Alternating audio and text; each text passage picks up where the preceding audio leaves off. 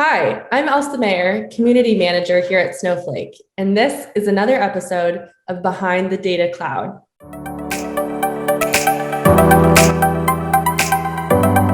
In this episode, I'll be taking over as host so we can sit down with Daniel Myers and learn a little bit about some of the newest tools and resources he's created for developers. Daniel, how does it feel to be a guest on your own show today? Pretty awesome. It's fun to be on the other side of things every now and then. Well, it's a privilege to be here and learn a little bit about the work you're doing. So for folks who are tuning in to Behind the Data Cloud for the first time today, could you tell us a little bit about yourself? So I work for Snowflake, developer relations here. And so basically, a lot of what I do is around developer enablement, right? So helping developers develop applications with and on Snowflake. So that means working on really awesome demos, right? So like how to build a recommendation engine on Snowflake, working on TV and YouTube series like this, and also helping run our open source community. So Snowflake Labs. How did I get into this space? Well, so before Snowflake, I was part of the developer relations team for Google Assistant, actually. And so, it's always been in my background, like working with the community, working with developers, and really being a developer myself. So it's a lot of fun. That's awesome. Always love to sit down with a fellow community enthusiast. So this is great. Could you tell us a little bit about the developer resources you're going to demo for us today?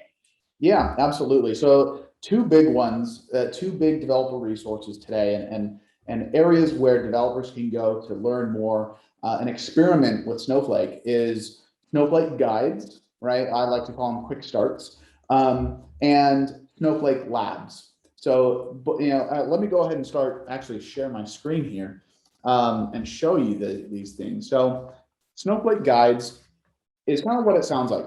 It is the area and place within Snowflake that you can go to really get started, right? No matter what the topic is, right? So SnowSQL, that's our CLI client that you can run SQL queries directly on Snowflake, from your CLI. You can get started directly with Python, one of the most popular languages that developers use when interacting with Snowflake. Even with Snowpipe. So Snowpipe is the tool that developers use to automatically ingest data from AWS S3, GCP, or Azure, right? And so no matter what the topic is, this is where you can go to get started on it. What's great about these is that by the end of one of these guides, you have built something, right? So this one here is one of my favorites. This is building a recommendation engine with AWS SageMaker. So this is where, by the end of this, you have built, in many ways, a clone of the movie recommendation engine that you might implement on with Netflix, for example, right? So it takes this movie lens data set, and by the end of it, you've built a custom training and inference Docker image. You have a serverless app connected to Snowflake, and you're able to leverage all of this through the data cloud on Snowflake. So it's pretty cool. And that's a key differentiator between one of these guides and maybe some other material that you might read, is that this isn't just going over the concepts of what's in a guide, but it's actually the source code of what's involved in it, right? And that is actually where Snowflake Labs comes in, right? So these are connected things where it's one thing to talk about the concepts of what's involved, like what is a external function of Snowflake, what does that mean, and how do you set it up? But it's a whole nother thing to be able to say, hey, this is the actual source code to build it. And so that recommender pipeline that with SageMaker, all of the source code of it is located on GitHub.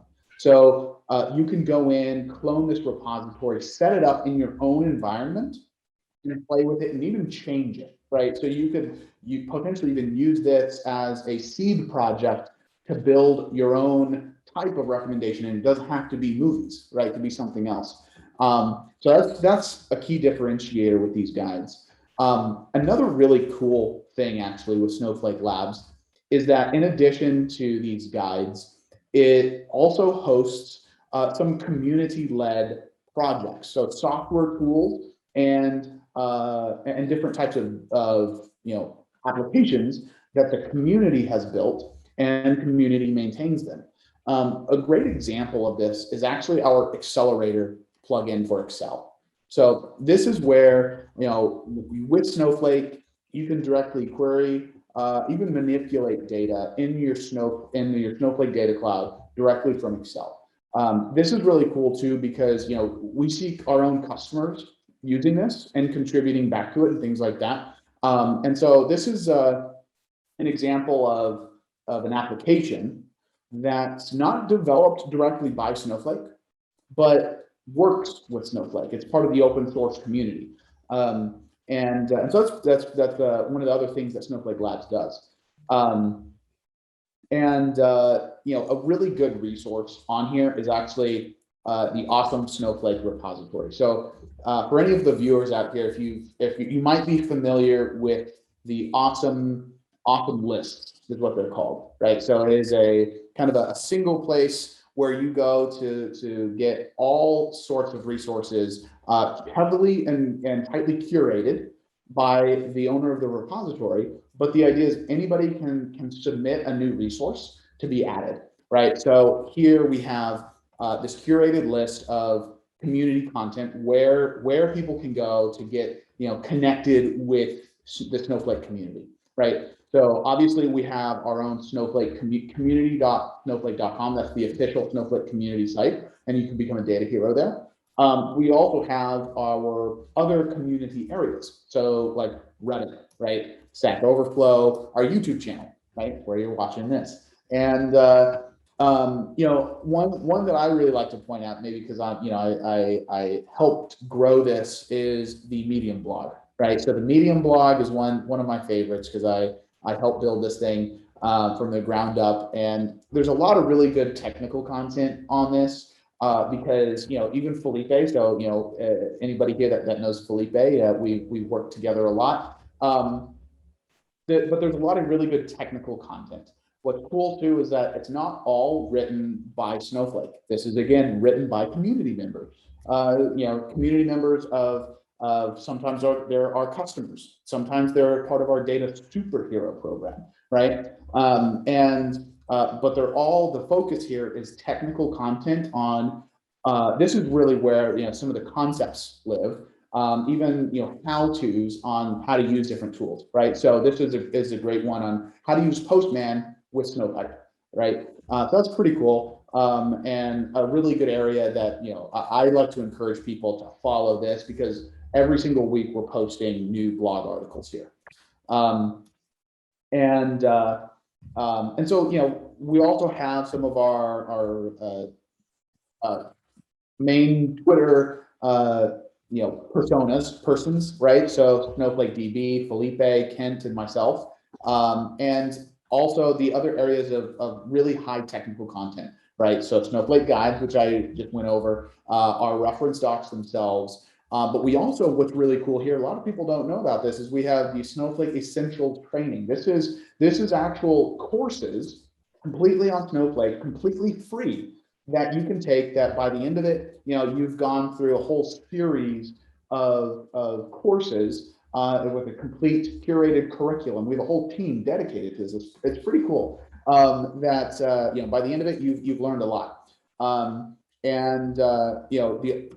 other really cool stuff is actually the open source integrations. This is the last piece on this curation list that I want to go over, which is so DBT is huge, right? So anybody in the data space will probably be familiar with DBT in some way, shape, or form. And what's great is that we link directly to how to configure Snowflake from the DBT website, on how to set this up, right? So what's nice again is that these are highly curated by myself and others on the developer relations team. And so Terraform is another big one.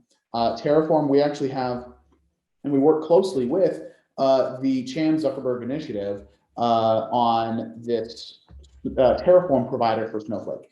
And this is, a shout out that I want to really give is to the CGI team. They've done a fantastic job with this whole project.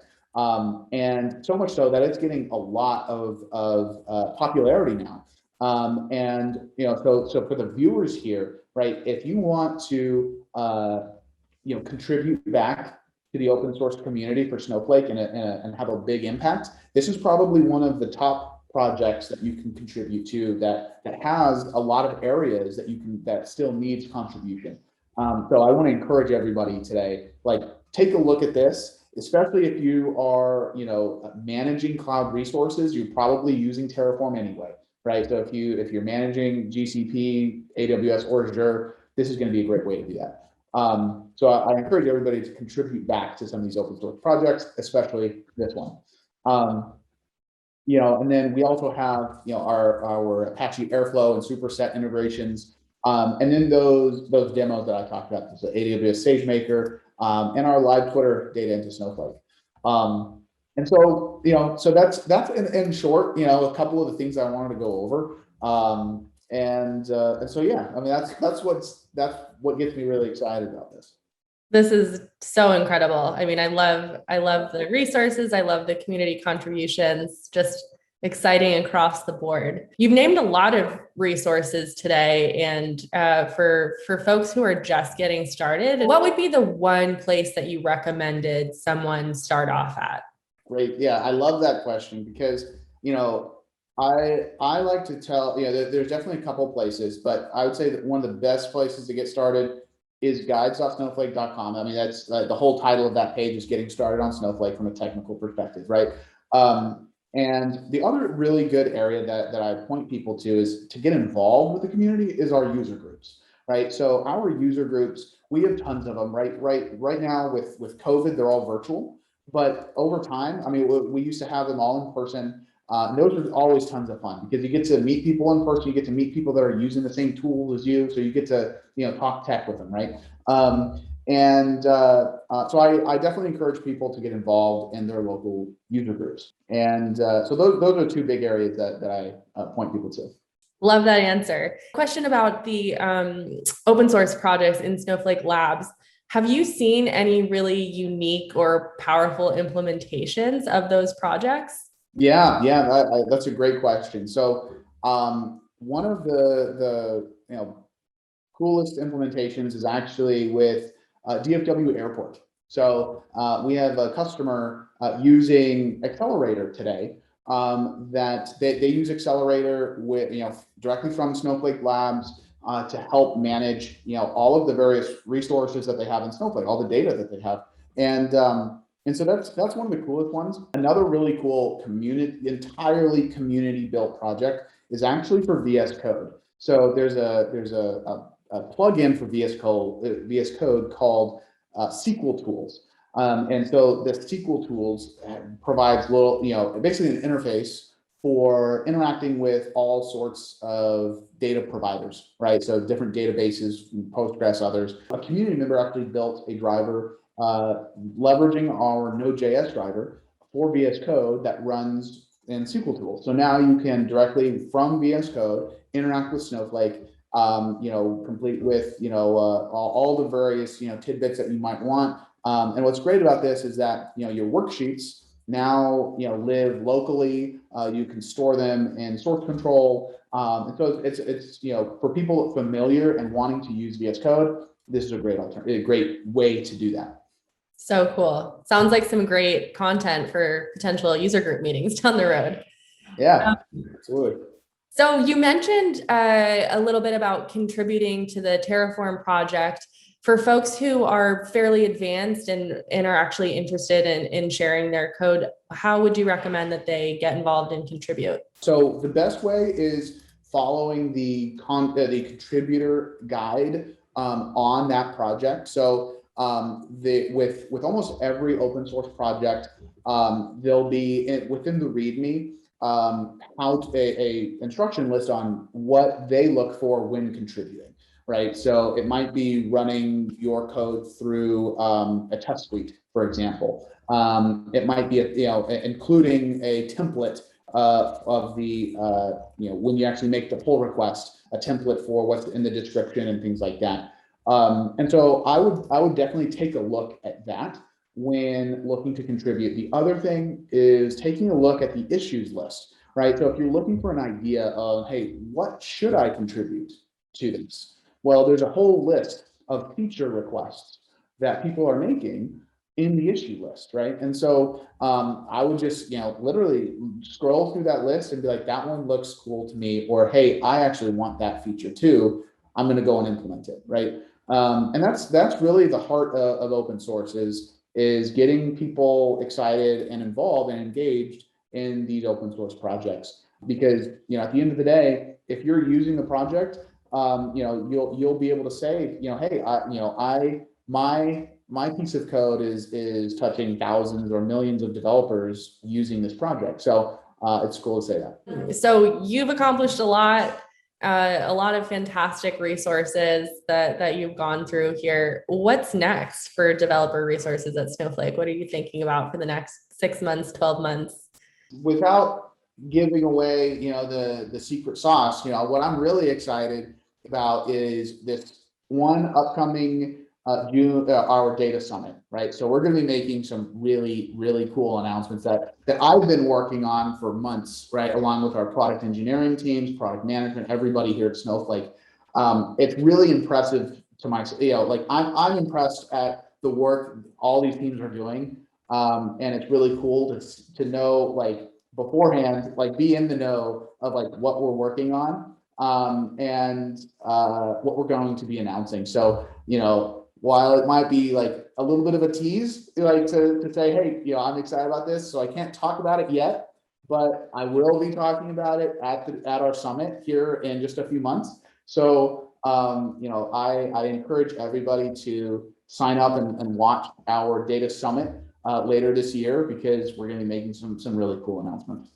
Totally agreed. I'm really excited for some of those announcements as well. So definitely make sure you're in attendance there. So Daniel, where can people go to learn more about developer resources? Do you have a landing page? Yeah, absolutely. So I would suggest going to developers.snowflake.com.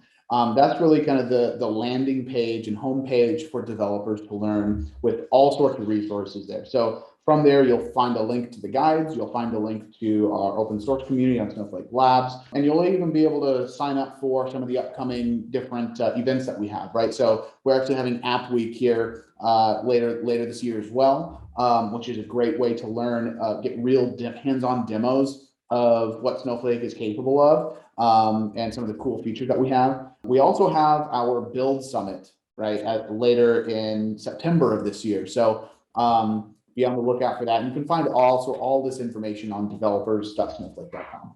Awesome. And for viewers who are inspired by you and your journey, how can they follow you as you continue in your career? Yeah, definitely, follow me on Twitter, on LinkedIn. My handle is always J Daniel Myers. So check me out on Twitter, LinkedIn, and Medium. Check me out there. Awesome. What's that J for? That's actually, so my middle name is Daniel, and so my first name is actually John. So that's, for all of you still watching, that's a nice little secret fact about me. Fun fact, John. That was news to me as well. All right. Well, thank you so much, Daniel. Really exciting updates from the developer team at Snowflake. And for viewers, thanks everyone for tuning in. Be sure to check out developers.snowflake.com and some of the other resources we discussed today at the links below. If you enjoyed our conversation, make sure you like this video and subscribe to the Snowflake YouTube channel, and you'll get to see more videos like this one. And we'll see you next time. Thanks. Thanks, folks.